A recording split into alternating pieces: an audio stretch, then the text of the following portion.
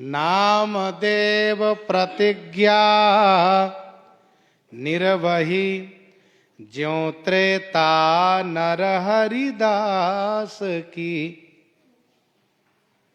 श्री नामदेव जी की प्रतिज्ञा निभा गई।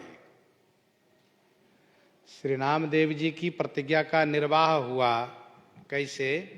जो माने जैसे त्रेता में नरहरिदास की। नरहरिदास माने भगवान नरसिंह के दास श्री प्रहलाद जी की प्रतिज्ञा का निर्वाह हुआ।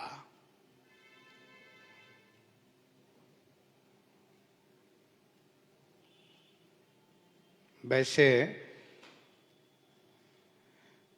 भगवान नरसिंह का प्राकट्य श्री प्रहलाद जी का तो चरित्र सतयुग का है, फिर त्रेता क्यों कहा गया? त्रेता नरहरिदास की। इसका समाधान यह है कि श्री प्रहलाद जी का राज्यकाल त्रेता युग का प्रारंभ ही था, इसलिए त्रेता युग कहा गया। श्री नामदेव जी का दक्षिण भारत हैदराबाद के नरसी ब्राह्मणी ग्राम में संवत विक्रम संवत 1327 कार्तिक शुक्ल पक्ष प्रतिपदा रविवार को जन्म हुआ है। श्री नामदेव जी की प्रतिज्ञा क्या थी कि सब में भगवान को देखते थे, सभी में ठाकुर जी को दर्शन करते थे। जले विष्णु स्थले विष्णु, जले विष्णु स्थले विष्णु, विष्णु पर्वत मस्तके, ज्वालामाला कुले विष्णु, सर्वम विष्णुमयम जगत। ये सारा जगत श्री राम में, श्री विष्णु में है। जैसे श्री प्रहलाद जी ने सब जगह ठाकुर जी को दर्शन किया है, वैसे ही श्री नामदेव जी ने सब जगह ठाकुर जी को देखा है। आगे प्रसंग में देखा जाएगा, हम लोग श्रवण करेंगे। श्री नामदेव जी के लिए ठाकुर जी सब जगह, चाहे अग्नि हो, भूत हो, सब जगह, कुत्ता, सब जगह भगवान दिखाई दे रहा है इनको। बाल दशा विठल पानी जाके पै पियो। बाल दशा, बाल्य अवस्था में ही जाके पानी माने हाथ से भगवान विठल भगवान ने पै पियो, पै माना दूध पिए। बाल्य अवस्था में श्री नामदेव जी के हाथ से दुग्ध पान किए।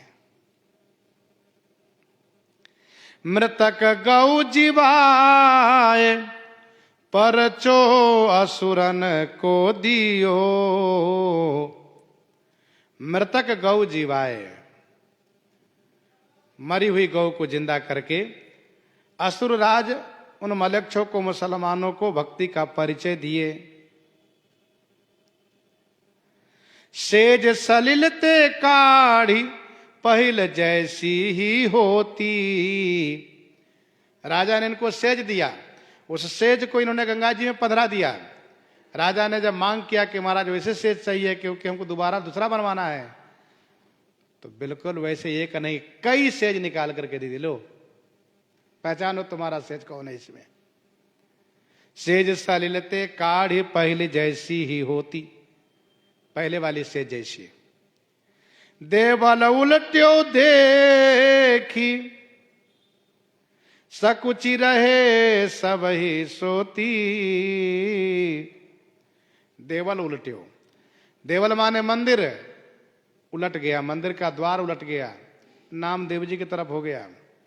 देखी सकुचि रहे सब ही सोती, यह देख करके सब ही सोती माने श्रोत्रिय ब्राह्मण पुजारी लोग संकुचित होकर रह गए। सब प्रसंग आगे कवित्व के माध्यम से प्रस्तुत किया है स्वामी प्रियादास जी ने। पंडुरनाथ कृत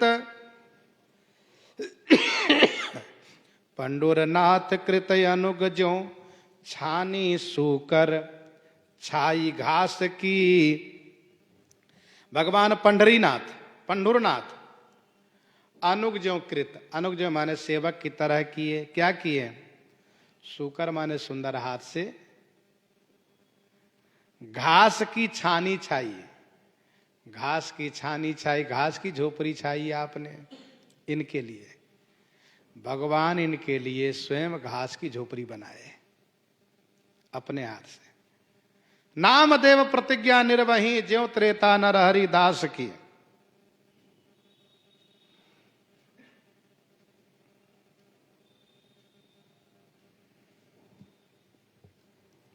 भगवान पंढुरनाथ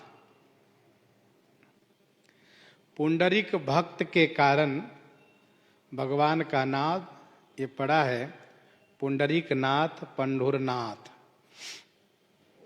कथा इस प्रकार की है। पुंडरीक नामक एक भक्त बड़े ही आस्थावान, सज्जन, धर्म प्रेमी, शास्त्र चिंतक थे और तीर्थ प्रेमी थे। शास्त्र अध्ययन करते थे, धर्म मार्ग पर चलते थे और तीर्थ यात्रा करते थे। एक बार सपत्नीक तीर्थ यात्रा करते हुए काशी जी पहुंचे तो जिनके यहाँ ठहरे थे, जिन पंडा के यहाँ, वे माता पिता के बेचारे बहुत बड़े भक्त थे। तो रात्रि के समय में इन्होंने देखा, पुंडरीक ने देखा कि दिव्य दिव्य वेशभूषा में देवियां आ रही हैं और सब आकर के कोई झाड़ू लगा रही है, कोई पोछा लगा रही है, कोई पानी भर रही है, सेवा में लग गई सब। तब पुंडरीक जी ने सविनय पूछा, हे देवियों, आपको प्रणाम। यदि आप हमें अधिकारी समझें तो अपना परिचय दीजिए कि आप कौन हैं।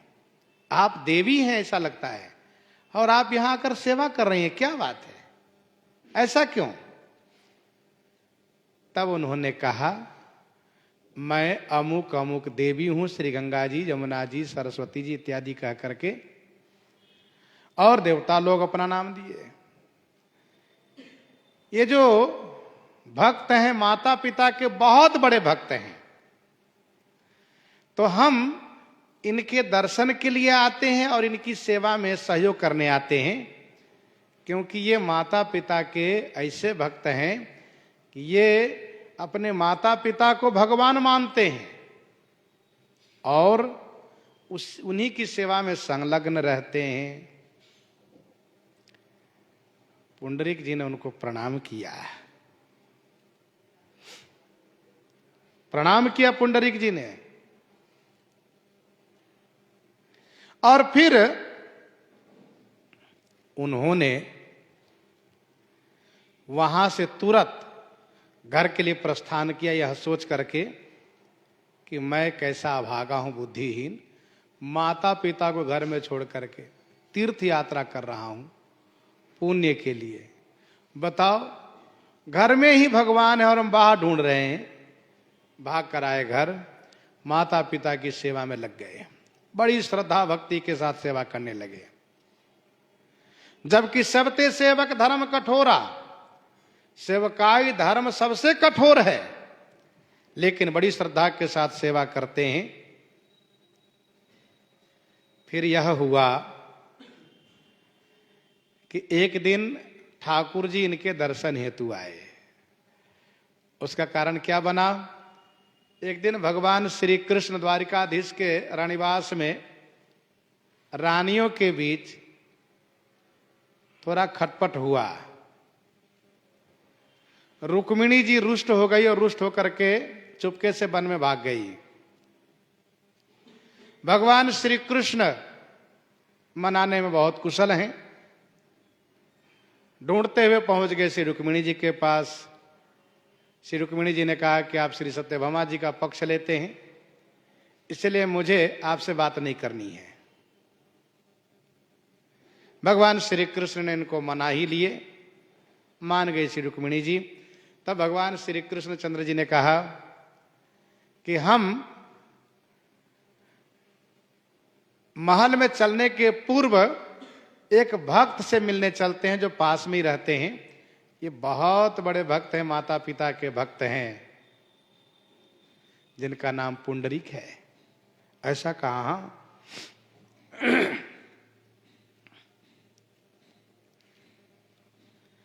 तो श्री रुक्मिणी जी ने सोचा आज का झगड़ा अच्छा था, क्योंकि इसी बहाने से विशेष भक्त का दर्शन मिला। आए हैं भगवान श्री कृष्णचंद्र जी ने कहा, भक्त जी मैं आया हूं श्री कृष्ण। तो श्री पुंडरीक जी ने कहा, मैं सेवा में इस समय व्यस्त हूं, आप कृपा करके कुछ देर खड़े रहिए। पीठ पीछे भगवान खड़े हैं, लेकिन घूम कर नहीं देख सकते क्योंकि सेवा में लगे हैं। इसीलिए उन्होंने एक ईंट खिसका दिया, कहा इस पर बैठिए आप।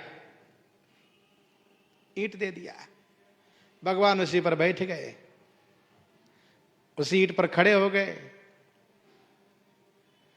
तो सेवा के बाद फिर उन्होंने भगवान को प्रणाम किया और श्री रुक्मिणी जी देख करके भाव विह्वल हो गए कि वाह, इतने उत्तम कोटि के भक्त हैं ये।